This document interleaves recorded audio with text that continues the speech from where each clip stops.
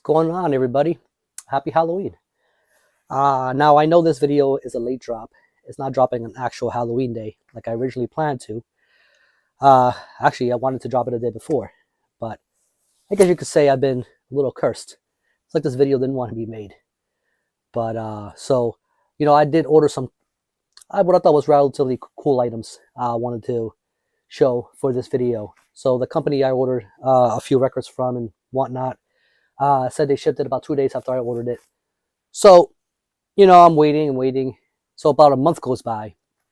I reach out and turns out the post office hasn't even scanned it yet.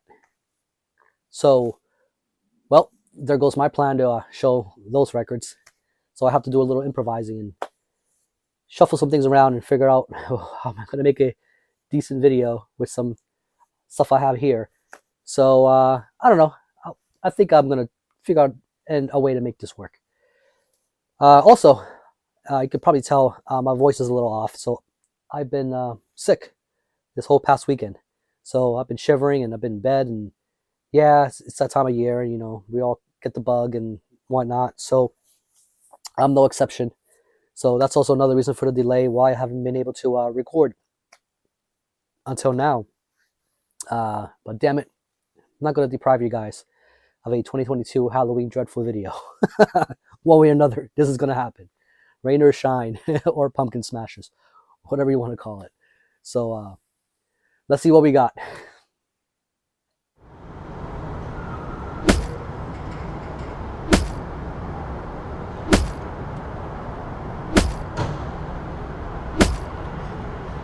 All right, come on.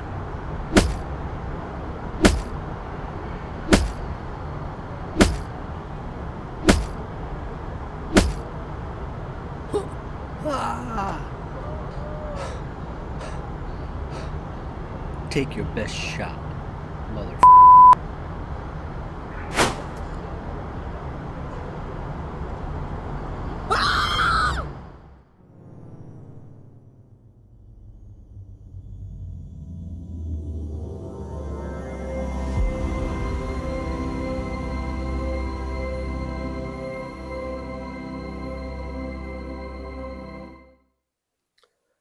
So I pulled two pretty much bona fide classics.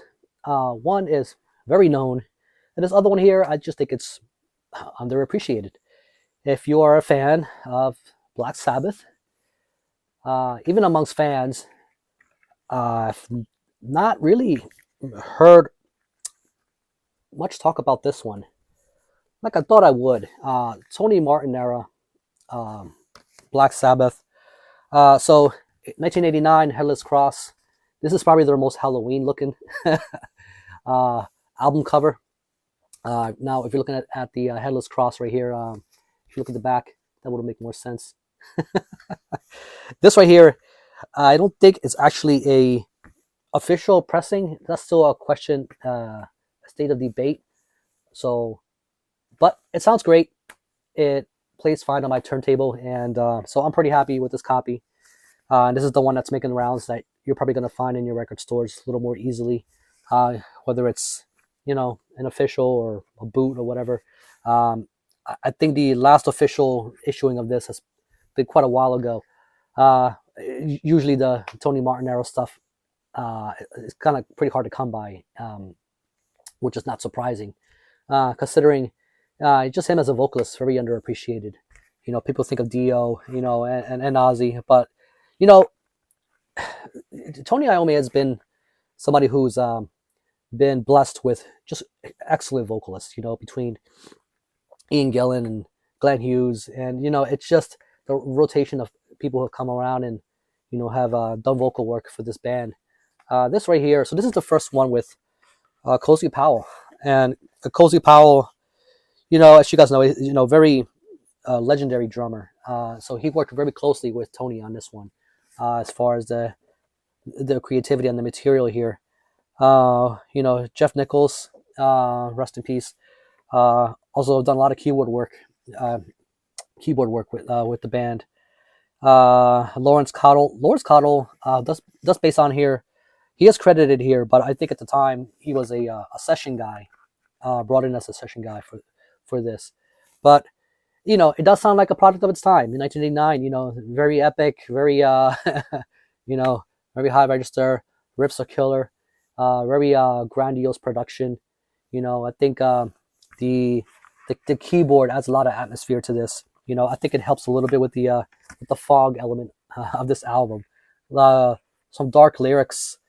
Uh, when Death Calls, you know, so Brian May makes an appearance on here. Does contributes a solo to that track, which is just excellent.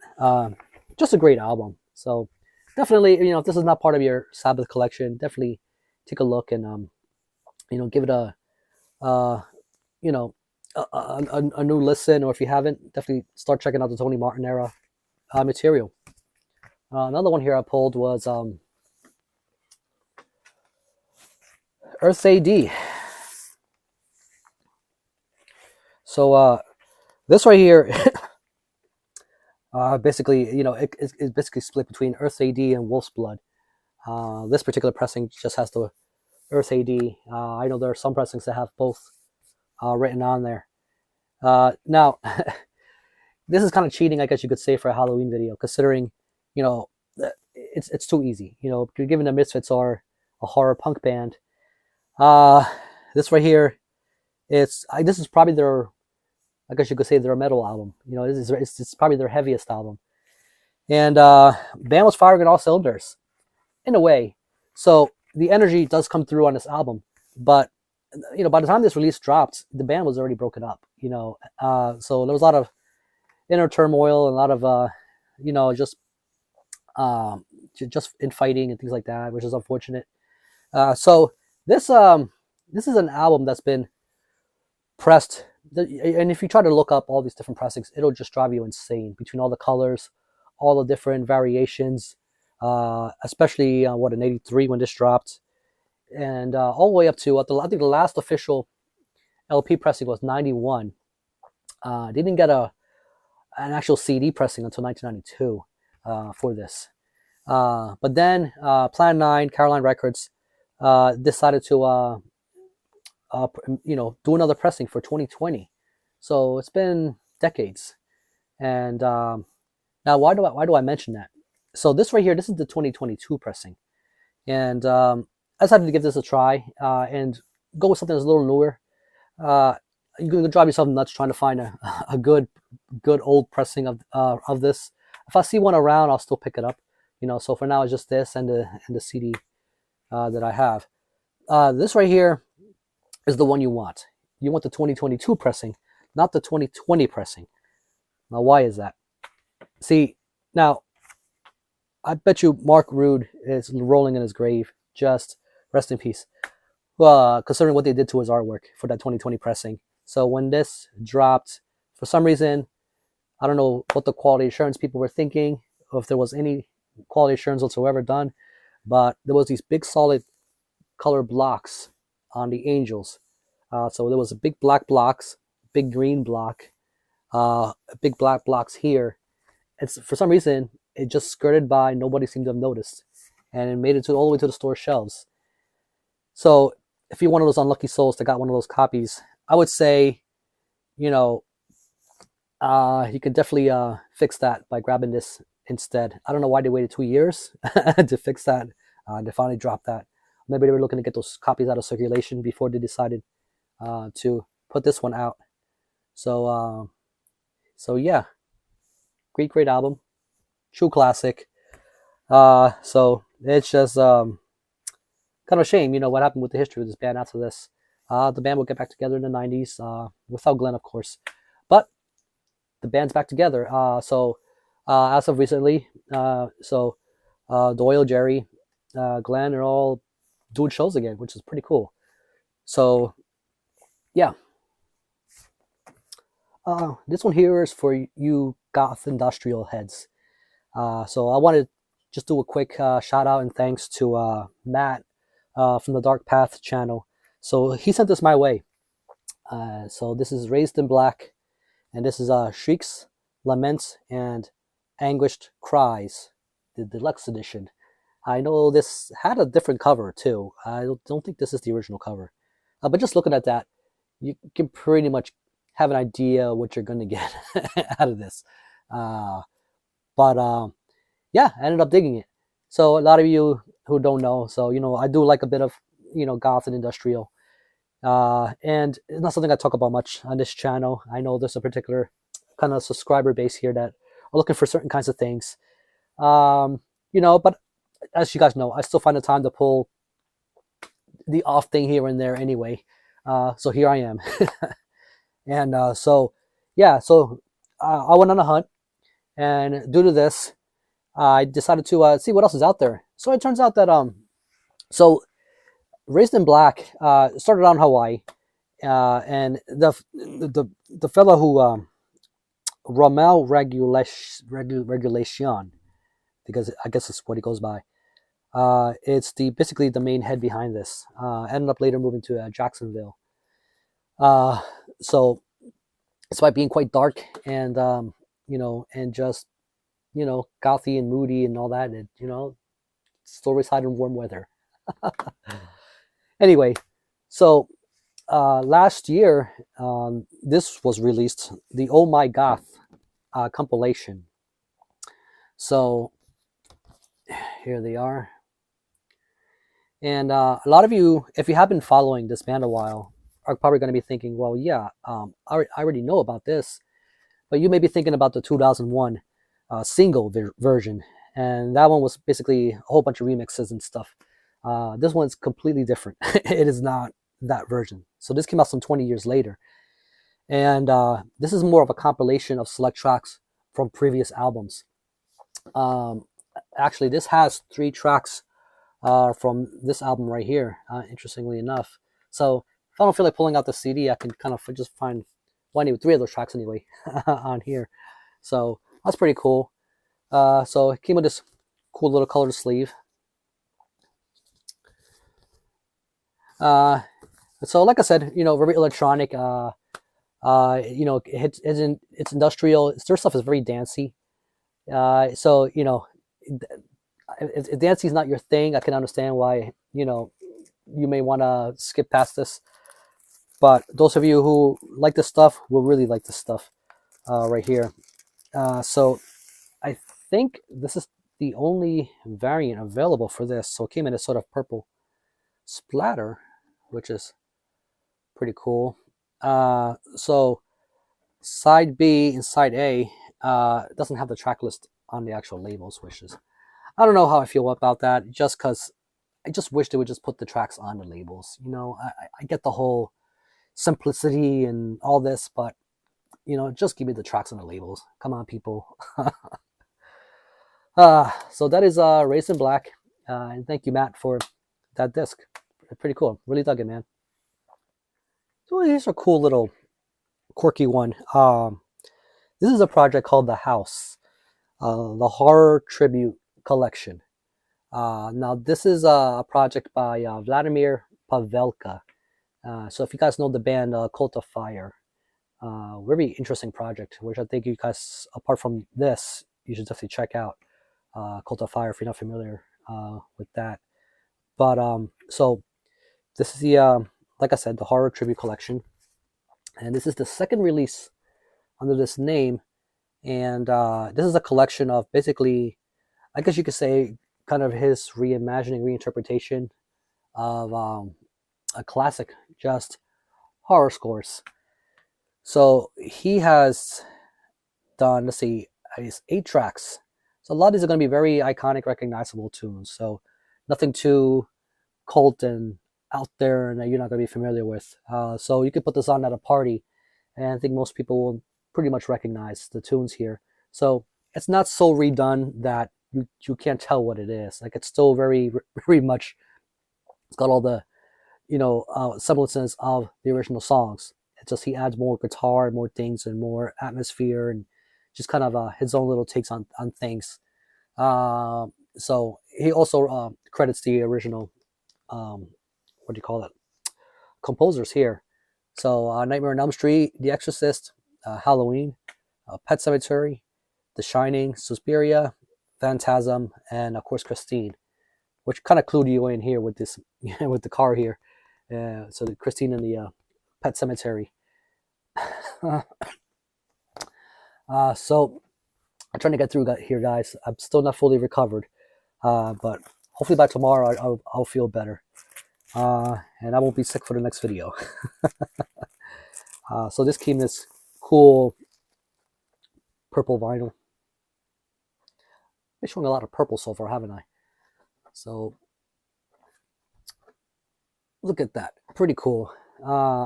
So I got this one through 20 bucks spin, which I believe is still, you can still find it in the store.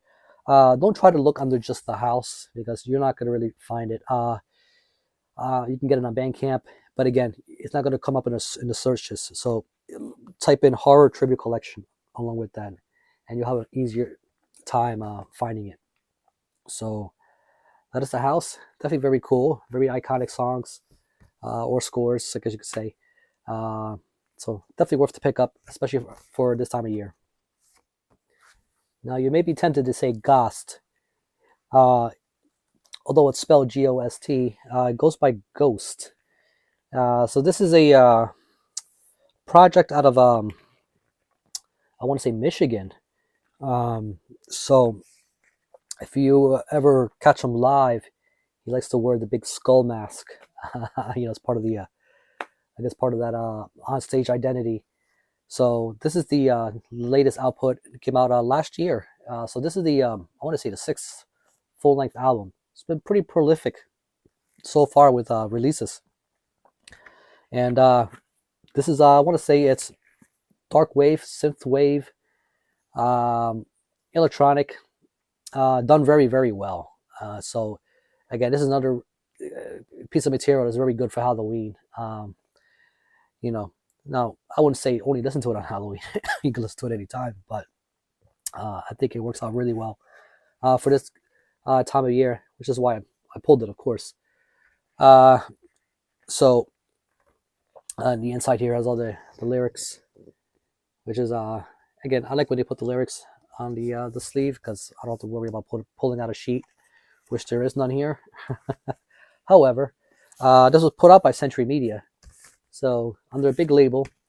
And so one thing I can say about Century Media, other than a positive thing I can say, because usually I don't look at them very favorably, especially with the way they've been pricing their stuff lately. But yeah, I got a CD along with it too, along with the record, which I thought was pretty cool. And so the actual vinyl came in this orange,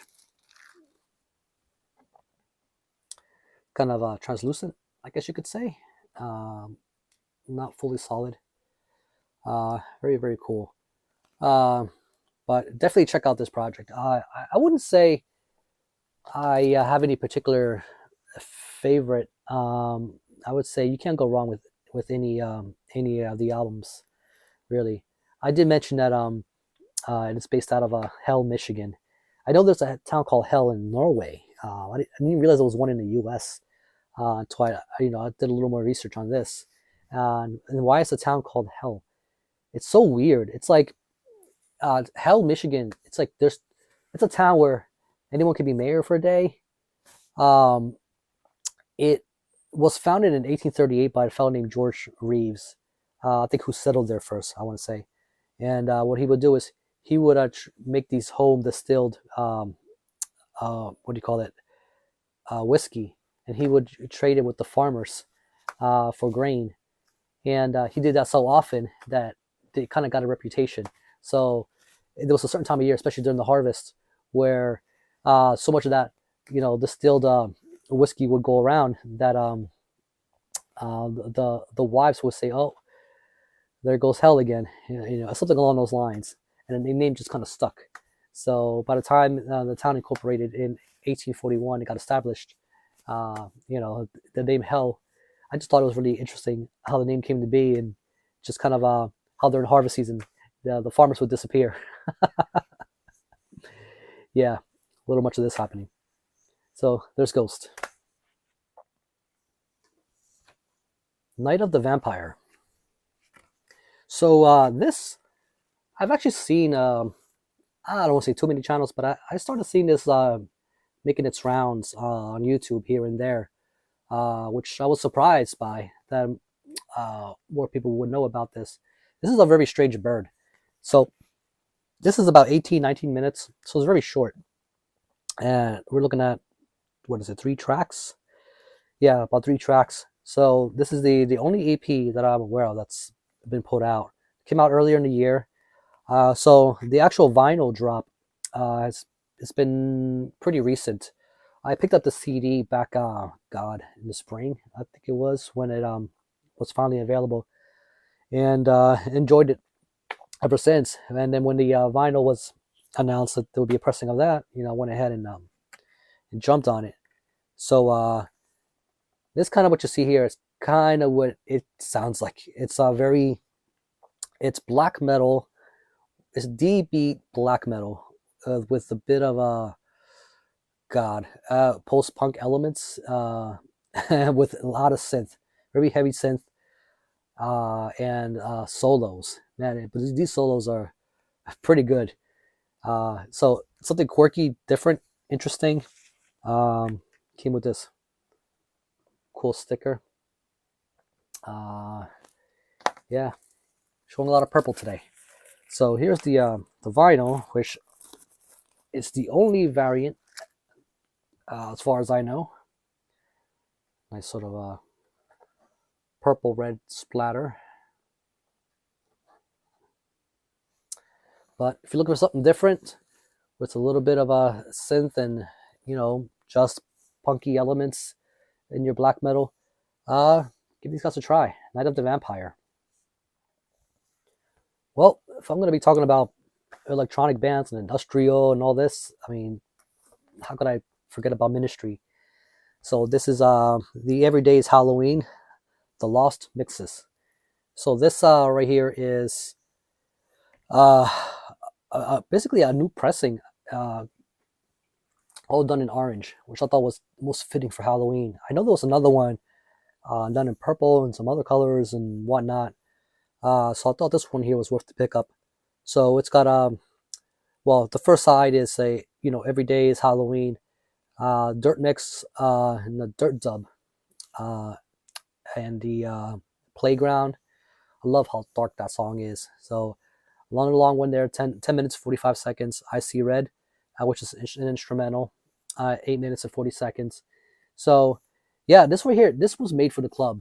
So a lot of you, if you don't know, Ministry was not always this metal sounding band. They had more of the dancey stuff. They started out with more of a poppier sound when they first started out. The very early material. So if you're coming from Psalm 69 or something like that, and you go back and listen to something like this, it doesn't sound like the same band.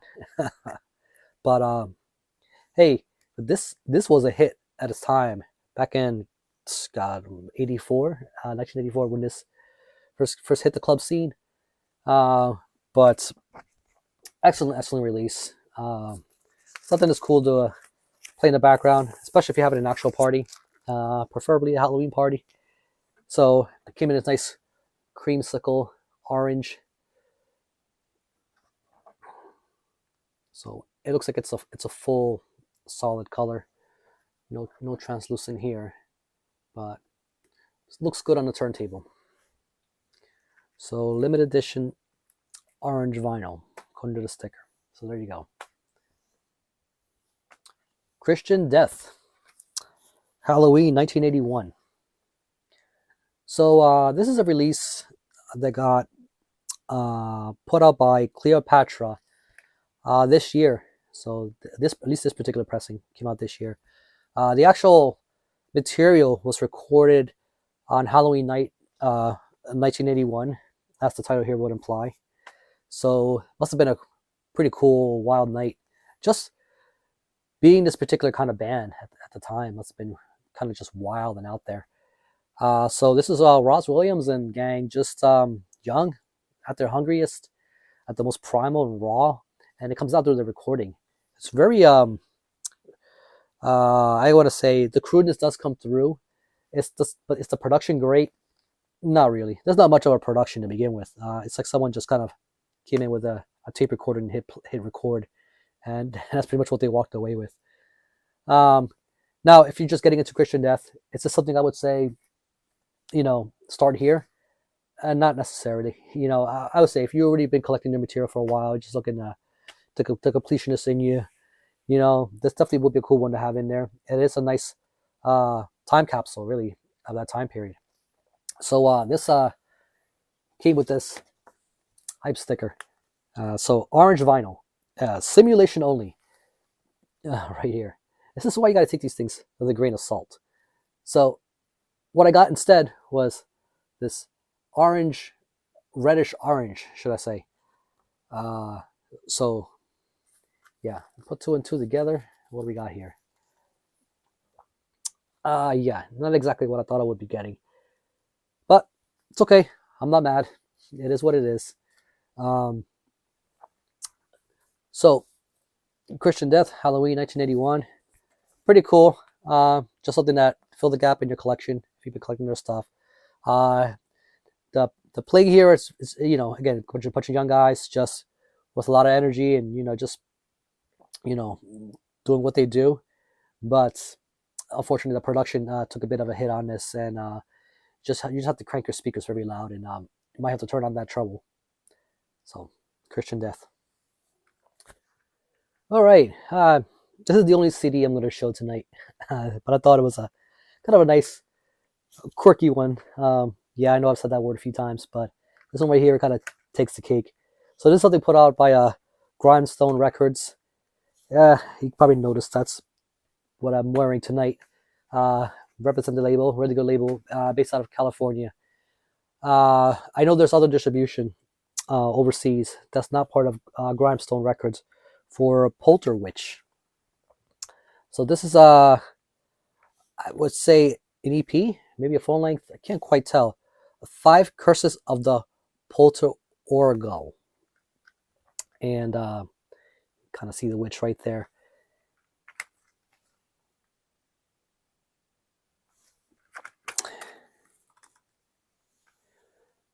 Kind of has that trippy psychedelic look going on. Very synthy. Very it's got some harsh vocals, some blackened vocals happening here. Definitely is something that you would expect to hear from a label that puts out stuff like Old Nick.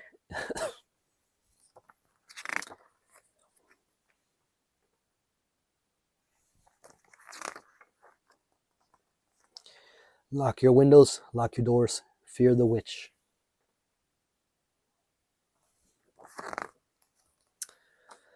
Now, how do I feel about this album?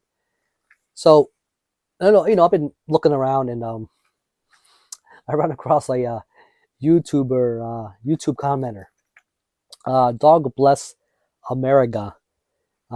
So, here you go.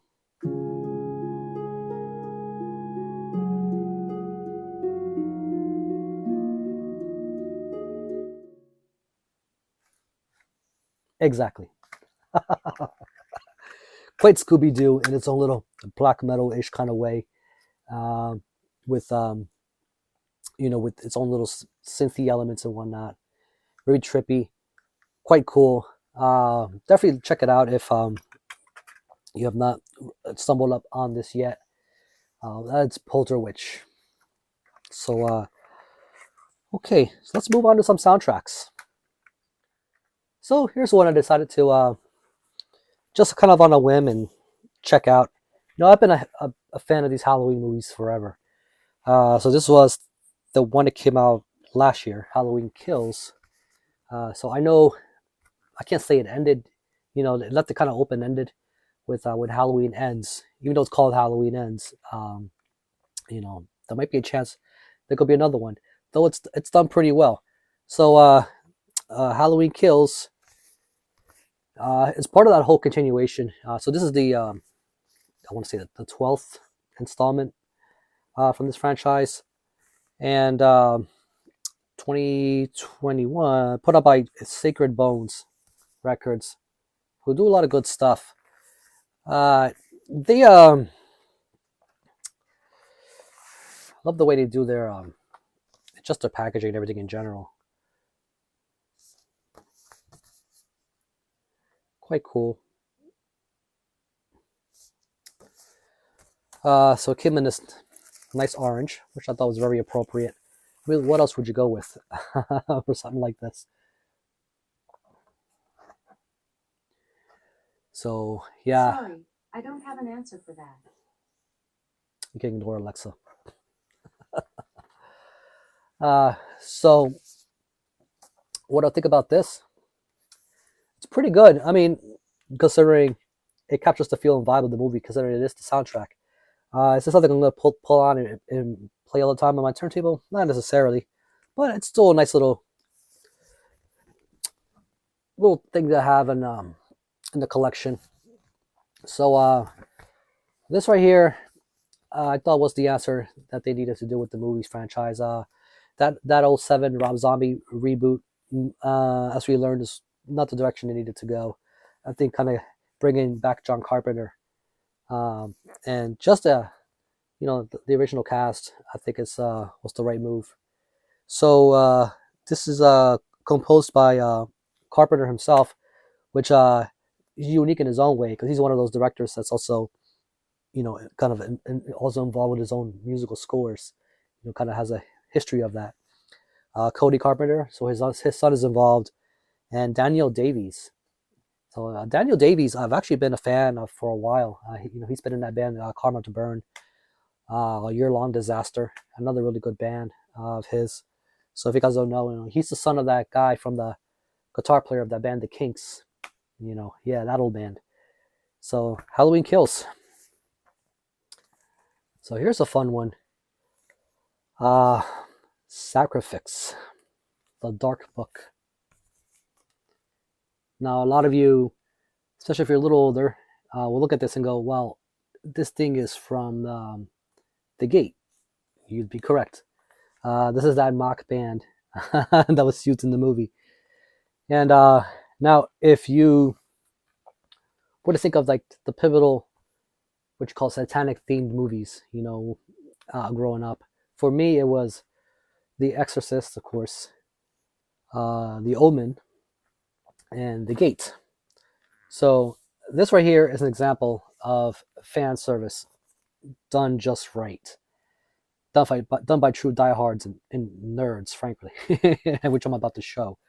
So here, they even went ahead and did the back. So this is really an outer sleeve, and it's got it opens up to reveal the actual poster here. There's a passageway, a gate behind which the demons wait to take back what was once theirs. Ooh. So yeah, this introduced me to some of the tropes, like the playing the record backwards, the eyeball opening in the hand, and the levitation thing, and the little minion guys. Stuff was horrifying, man. The movie starred a very young Stephen Dorff, who later go on to movies like Blade and whatnot, which is pretty cool. So they could have stopped right there, and that would have been a cool enough little gimmick right there. But these guys said, you know what? Screw it. And so they went ahead and did the demon. Remember the scene where the demon kind of pops up? There you go. There's the little minions. So that in of itself is also pretty cool. There's the Sacrifice record. Really, really awesome. And there's a little rocket. I gotta say though, you try to watch that movie again today, to take down the big demon. All it took was a home rocket kit. That was kind of disappointing to find out, but good for the hero. So they could have stopped right there. They kept going. Keep with this cool insert with a story. Just kind of the process behind making the score. I think the movie did I think it had a $6 million budget, and it pulled like 13, something like that, 13 million at the box office. So I would say that's a success. So more than doubled its money. So yeah, so here's some of the artwork you see in the movie. Pretty cool. As for the record itself, it kind of came in this blue swirl marble. I guess it's more of a marble. That's pretty cool. I might be able to see it better like this. So yeah, if you're a big fan of this movie and you don't have enough nerdiness in your collection, definitely look into picking this one up. Really, really good. This was put out by Terror Vision. So yeah, it came with some pretty neat shots from the movie. Really, really cool. So yeah, The Gate, very pivotal for my childhood. For better or worse, however you want to see it. This soundtrack here is one I remember way back in the day renting over and over again. It's just, I don't know, it's just something about it stuck with me. This movie is actually quite deep, more than it implies. So by this period in 1991, Wes Craven was pretty exhausted with all the Freddy stuff, and he decided to go back the kind of the Hills Have Eyes route. So he went and got a hold of the composer that he worked on for that film, Don Peake, and he initially tried to work with other people and tried another draft of the soundtrack, just to score for this movie, and it wasn't working. Getting Don back and working with him again created this little gem right here. So that would be The People Under the Stairs. So this came out in 1991, November 1st. So that would be the movie as of now, November 1st. The movie would be 31 years old. Man, yeah, that tells you I'm not a spring chicken anymore. Damn it. Really nice issuing here. Really nice thick stock. They went with the glossy on this. I don't mind it so much, but it's very hefty. So another Terror Vision release, and yeah. So this one here, thought I saw it.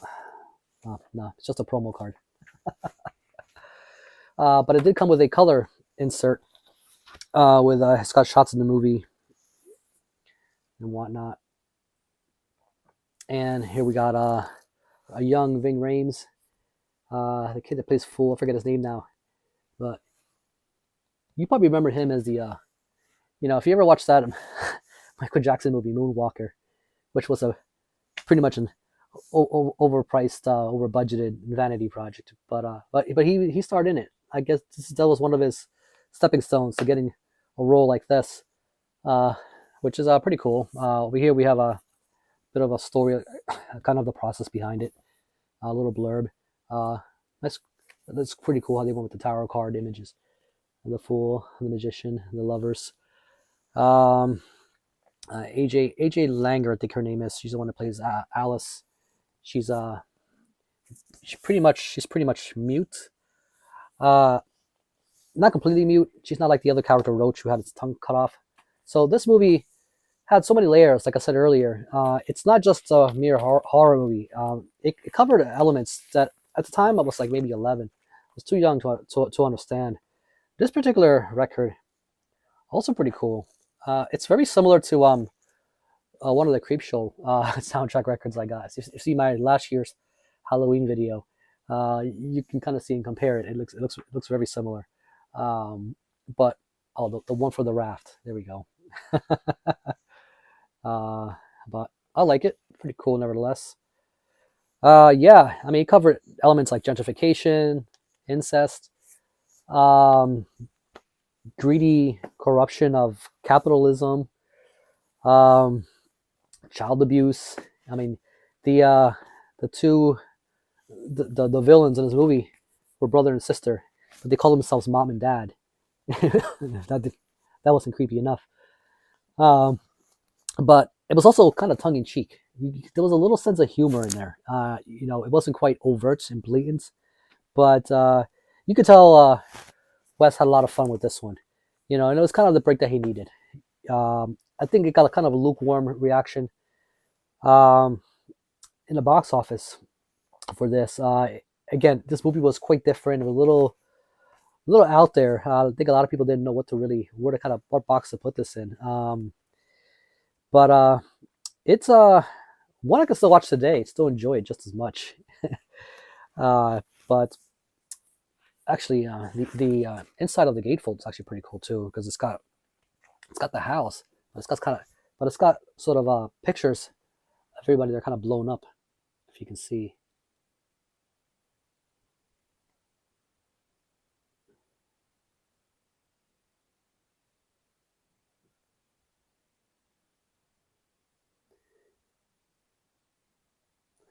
Yeah, very, very cool.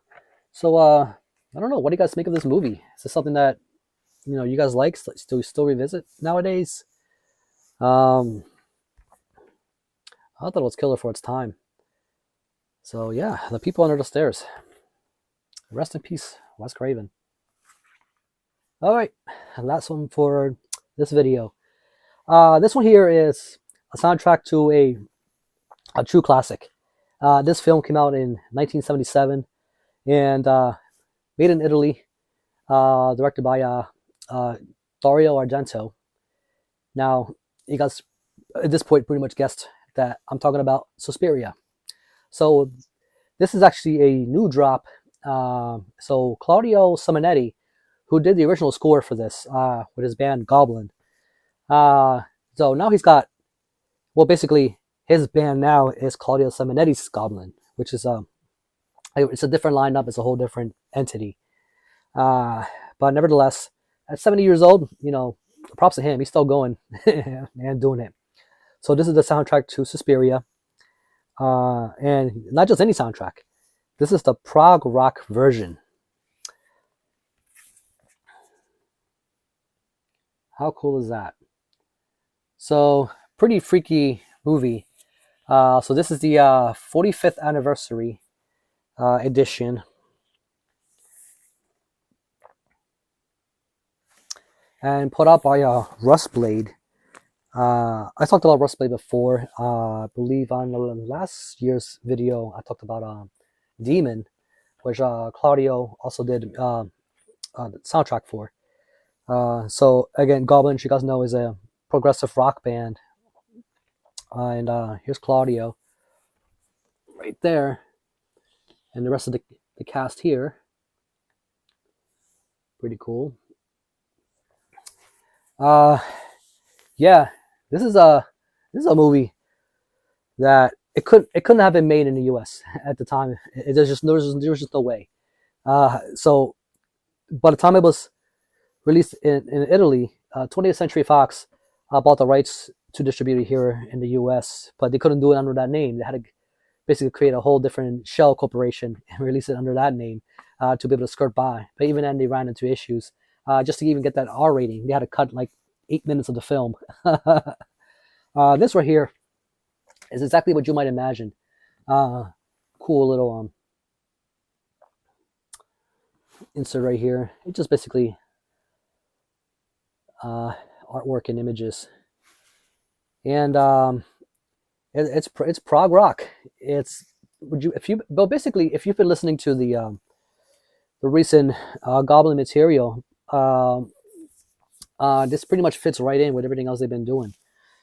So it's still rather scary at times, but this is something you could definitely jam into and not feel so unsettled like you would if you were listening to just the original soundtrack or the original score. I never know what to call it exactly.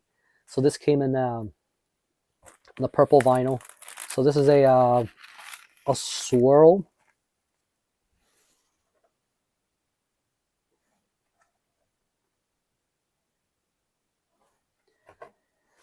I'll tell you what though, a lot of us become desensitized to horror movies and all kinds of things that, go on. Heads exploding, bodies being ripped apart, and, those of you into death metal, it's like, whatever. But this movie wins out for the one scene I cannot watch all the way through. And the part when in the dance hall, when the woman's dancing and the witches are there, who are disguised as dance instructors, essentially. And Olga is in another room. It's just being basically ripped apart basically as she's dancing around. Her body's being contorted, and she's basically her bones are getting popped out and ripped, and she's screaming. She ends up urinating on the floor at one point. Yeah, I can't watch that scene all the way through. It's just way too disturbing. No matter how many horror movies I watch or desensitized I become, it's just too painful. And her acting is ridiculously crazy and over the top. But really cool one. So you can get this on Bandcamp. I'm not sure how many of these were limited to, but definitely worth getting, especially if you're just a general prog rock nut. I mean, this is one of the masters behind this. I mean, it's just great. It's so cool to see him revisit his own old work, add a more of a modern, fresh element to this. But definitely check it out. So that is Suspiria 2022 45th anniversary. I didn't want to say reissue. It's more like a reimagining, I guess, or remix. I don't know what you call it. There you have it. All right, so this concludes another dreadful video. Thank you all for sticking around. As usual, you guys rule, especially if you stuck it all the way through to the end. Sorry for the late drop. Again, as I explained, I've had certain issues. Also, I showed a couple little witch items here. So, I did go on the Heavy Metallurgy a stream with Marty and Alan, and we talked all about witch stuff. So that was the Halloween edition. So definitely check it out. I'll leave a link to that, and I go over and show some stuff, and along with Alan and Marty, and we pull our witch related themed albums, I guess you could say. And also I mentioned Matt at the Dark Path. So I showed something here from Ministry and Christian Death. He did deep dives on those projects. So if you're exploring Ministry or Christian Death, so I'll leave a links to his deep dives, and he's the guy to go to, man. He'll introduce you to some of the history, some of the pivotal albums, between those bands. So definitely check it out. Get in on that. So thank you all so much, and I'll see you all to the next one. So you all know, keep it dreadful.